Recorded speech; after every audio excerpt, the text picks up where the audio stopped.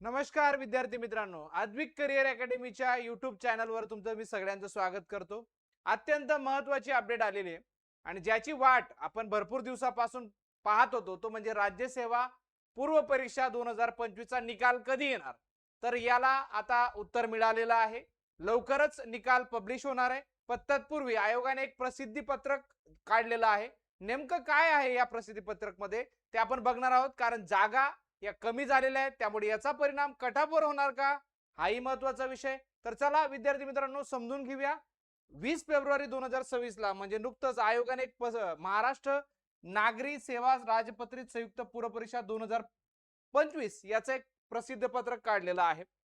आपल्याला माहिती आहे की 9 नोव्हेंबर रोजी आपला हा पेपर 2025 ला घेण्यात आलेला होता आणि यामध्ये बऱ्याच दिवसापासून निकालाची वाट विद्यार्थी पाहत होते। आयोगाला वारंवार प्रश्न विचारले जात होते की निकाल कधी, पण निकालामध्ये काही तांत्रिक अडचण होती। मग नेमकी तांत्रिक अडचण काय होती त्याबद्दलच हे शुद्धीपत्रक आहे। कारण यापूर्वी जवळजवळ राज्यसेवेच्या नागरी सेवेच्या 150 जागा होत्या आणि सगळे संवर्ग मिळून 600 जागा होत्या, म्हणजे 601 जागा होत्या। याच्यामध्ये आता नुकतंच शुद्धीपत्रक काढण्यात आलेलं आहे आणि 11 जागा म्हणजे या 150 मध्ये 11 जागा कमी होणार आहेत। लक्षात घ्या 11 जागा कमी आहेत, कारण यामध्ये आता स्पष्ट म्हटलेलं आहे की 150 जागांसाठी ही जाहिरात होती। सदर शुद्धीपत्रक प्रसिद्ध केल्यानंतर शासनपत्र सामान्य प्रशासन क्रमांक 824 प्रक्र 73 प्रशिक्षण 1 नुसार 3 फेब्रुवारी 2026 अन्वये उपसंचालक प्रकल्प अधिकारी एकात्मिक आदिवासी विकास प्रकल्प श्रेणी 1 उपयुक्त गट अ या पदांच्या सेवा प्रवेश नियमांमध्ये सुधारणा करण्यात येत असल्याने प्रस्तुत संवर्गाचे 11 जागांचे किती जागांचे 11 पदांकरता प्रसिद्ध केलेली जाहिरात आदिवासी विकास विभागाच्या विनंतीनुसार रद्द करण्यात येत आहे। म्हणजे हे 11 पद आता राज्यसेवेमधून नाही भरता येणार आहेत, कारण त्याच्या सेवा प्रवेश नियमांमध्ये बदल झालेला आहे। त्यामुळे ती पद परत घेण्यात आलेली आहे।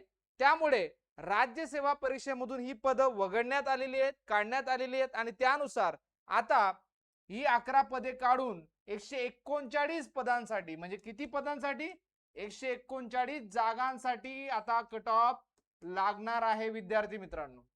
आणि ही महत्त्वाची अपडेट आहे, कारण आता कट ऑफ मध्ये फरक पडेल का, कारण अगोदरच राज्यसेवेचा कट ऑफ हा 120 प्लस जाण्याची शक्यता होती आणि अजून या 11 जागा कमी झाल्यामुळे तो कट ऑफ अजून रेकॉर्ड ब्रेक लागण्याची शक्यता आहे आणि तो साधारण 124 ते 125 पर्यंत सुद्धा जाऊ शकतो। आता हा एक्सपेक्टेड आकडा मी तुम्हाला सांगतोय, कारण 120 प्लस लागेल, 120 च्या आसपास लागेल असं म्हटलं जात होतं, पण कदाचित या जागांच्या शुद्धीपत्रकानंतर कट ऑफ हा रेकॉर्ड ब्रेक मार्कावर जाण्याची विद्यार्थी मित्रांनो दाट शक्यता आहे। लवकरच हा निकाल पब्लिश होईल, कदाचित तो आजही येऊ शकतो, कदाचित तो पुढच्या आठवड्यात सुद्धा लवकरच सोमवार मंगळवार मध्ये, जर आज झाला तर आज आयोग जाहीर करू शकतं आणि नाहीतर पुढच्या आठवड्यात 100% राज्यसेवेचा निकाल आपल्याला पाहायला भेटणार आहे। सो ही महत्त्वाची अपडेट होती, मी तुम्हाला दिली।